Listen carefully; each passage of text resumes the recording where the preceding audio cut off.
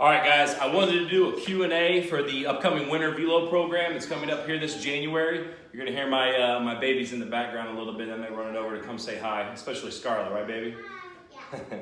So, essentially, I do a Q&A for speed camps all the time, and I've done a Q&A in the past for the Velo program. I'm going to do another one this time around for the 2020 program. And essentially, I get about the three same questions almost every time I run this program, whether it's new clients or people that have heard about it from other clients and the success that other clients have had. So I want to try to answer these and be as clear as possible for you guys today. Question number one is this Velo program for pitchers only? And the answer to that is absolutely not.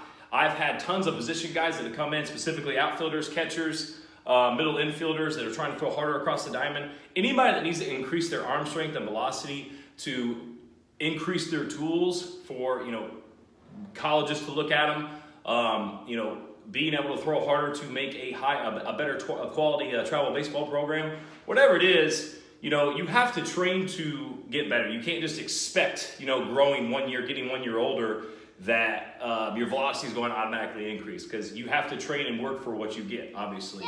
What's up, buddy? And so if you're not training for it, and there's different aspects of training for it, specifically the weight room is really huge, which I'm going to go into a little bit deeper about why we do our program in a certain way. Hi, buddy. And basically the answer to this question is, hey, everyone's invited. Anybody that wants to sign up, you can sign up for the program. Doesn't matter what position you play. If you want to increase your velocity, we're going to rock and roll, and we're going to get your velocity increased. Number two, and this is the most common question, is how do you train for Velo? And to kind of jump in and add on to what I was just talking about, the way that I increase and try to train guys for Velo is, one, we don't chase Velo, okay? We chase the process, okay? Everybody talks about Alabama football and how great they are, but people don't understand the process of why Alabama football is Alabama football. And the analogy I'm trying to get at here is that you fall in love with the work. What's up, baby? Oh, he's okay. You fall in love with the work, and you fall in love with the process of what it takes to increase your velocity and your arm strength, okay? That is, if you're doing the right things, the velocity is going to come, okay? And how I train for it. So a lot of it's about force production, okay? Can I make my athletes more explosive to be able to, like pitchers, to be able to get off the mound and drive off the mound more explosively, drive off the mound correctly, to be able to engage their glutes, engage their hamstrings, engage their entire bottom half, and be explosive with it, explosive hip-shoulder separation. That's essentially the goal. We do a lot of plyometrics. We do a lot of upper body plyometrics, med ball throws, get explosive with the med ball throws. It also helps us mechanically. So I do a lot of football throws as well. I haven't seen anybody implement football throws in their programs. Obviously, I'm set in North Central Indiana area. I'm sure there's a lot of people that do. But one of the things that helped me with my velocity growing up, and one of the reasons that I was able to throw, 90 plus miles an hour when I was playing, is I would throw the football, and I would throw the football so much growing up. And I was a quarterback for my football team growing up, and my velocity was always higher, and it was always at that top 5% in my age groups. And I remember being a freshman hitting 85 mile an hour on the gun in high school, and I credit a lot of that to throwing the football. Hi, buddy. And so essentially, if you want to add on to what else we do with this program, there's a lot of strength and conditioning that goes into it. And the strength and conditioning, again, is the foundational part of my program. I know a lot of programs will use weighted balls and such, and we use weighted balls in a little different way than most people. I'm not going to explain it to you now. If you want to find out, you can sign up for the program.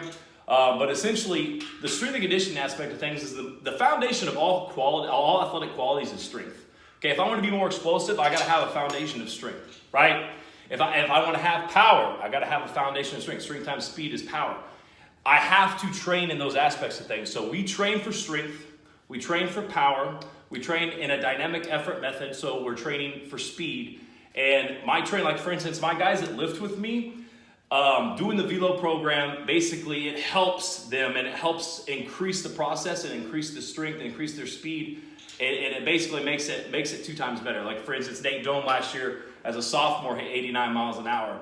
And he hit it on his running gun. And then later on that spring and summer, he ended up hitting 89, ended up hitting 90 mile an hour late summer. And that guy's worked his butt off. He's been in the weight room with me for 4+ years. His velocity increased. I got another kid who's a catcher and is going to be a pitcher as well this year in Lincoln Cardwell. And he's actually increased 11 mile an hour since he did the Winter Velo program last year. He also did my fall program. Now, these are big, big increases that I'm referring to. Another big increase that I've had is Cade Epp. He's a Western ball player. He increased his first year in the program, which was 2 years ago, 10 mile an hour. Now, these are the crazy increases into the program, and which gets me into step 3, is how much velo should I expect to increase? Now, here's the thing. You don't expect velocity. I sit here and I don't promise that you're going to increase this amount of velocity. But I promise that the average increase is going to be pretty well. Like, for instance, the average increase this past fall was 3.8 miles an hour. The 2018 Velo program, we had an average increase of 4.3 mile an hour. Last year's program, we had an increase of 2.8 mile an hour. So our average increase it's up and down. It's different with everybody. The people that increase very highly, right, is going to obviously bring the average up. But for instance, this fall when I had everybody increase, the way I do it is that the goal is to increase max velocity, right, and the average velocity. And what I mean by that is, if somebody say they hit 90 mile an hour one time, right, but every other throw is 84 to 86, I want that person to be able to more in a fashion effortlessly throw harder. Meaning that I don't want him to feel like he's got to be max effort all the time. I want it to be fluid. I want it to be smooth. I want it to explode out of his hand with as minimal effort as possible, obviously with still intent, but I want him to be so explosive, so fast twitch, so strong and so powerful that it is more of an effortless throw. That way that he be able to throw that high velocity for 6-7 innings in the game, as opposed to maybe hitting his top velocity at 90 mile an hour in inning 1, and then, the 6th inning, he's only throwing 84 miles an hour, right? That's not good enough. We want guys to be able to maintain and keep their velocity high for a long period of time. But when it comes to how much you should expect to increase, everybody's different, okay? I had a lefty, Ethan Bates, who was in my program this past fall. He was in the winter one from last year. He increased 3 mile an hour in his Velo program last winter. His average increased, I think, 3 point something mile an hour. And then his fall Velo program, over the course of the summer, he played for me. So granted, he played in the summer and did a lot of the running and stuff that we do in the summertime with the Indiana Bulls. He went up and hit 91 mile an hour in his first test for the fall program. And then he ended up not increasing, but he hit 91 mile an hour 2 more times and increased his average velocity by 1 mile an hour. Meaning, out of 10 throws that he threw, his average velocity was 1 mile an hour harder on average of the 10 throws that he had in the first week of the program. So even the guys, I've never had anybody actually decrease their average or decrease their max.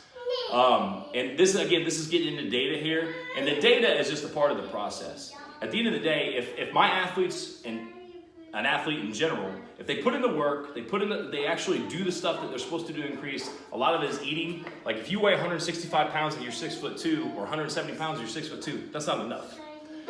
Mass equals gas, and that is absolutely true in that aspect of things. So you've got to absolutely eat right, lift in the weight room, trade explosively, do your long toss, do your arm carry and prehab programs, and take care of the weak points in the body. We train a lot of upper back, we do a lot of lower trap work, we do a lot of stuff to help these guys increase their velocity. But most importantly, here's the thing, and I'm going to end with this.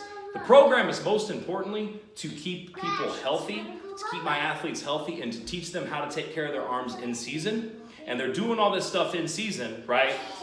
And in turn, a lot of guys have shown to increase their velocity in season by training the right way. So, sorry for having my kids in the background.